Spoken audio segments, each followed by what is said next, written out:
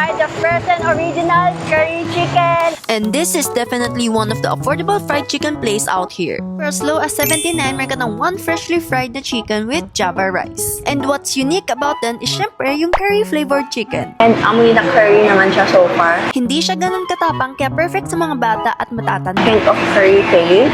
And may kasama rin silang unlimited gravy. Yeah, let's try it. Kaya ko rin nasabi na affordable to kasi Nalala ng mga chicken dito, guys. like legit kasi yung 6 pieces chicken nila ganun kalaki.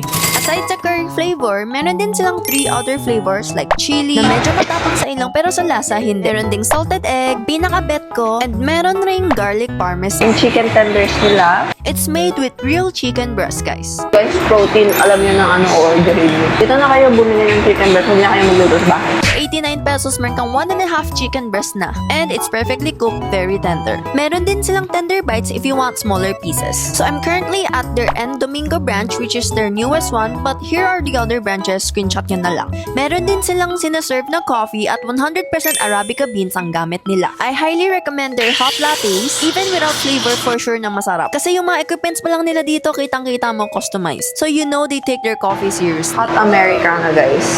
And this is one of the good Americanos out there. Meron din silang mga flavored ones and masarap yung butterscotch ha. Yummy! And then guys, yung boneless chicken alaking naman, grabe, super bet ko to. Leg quarter. Ah, laki. Okay, thank you. It's made with leg quarter, kaya ang laki niya. And kaya rin very juicy. It's not bad, guys. I like it. Parang meron kang mashed potato on top of your chicken. Ganun yung pegs. Sobrang sulit. May loyalty card din sila kaya siguradong masusulit nyo to. And guys, meron silang crispy chicken skin. Huwag na kayo makipag-agawan sa chicken skin. Order na lang kayo. You get their Go Large Skinny, so you'll save 19 pesos.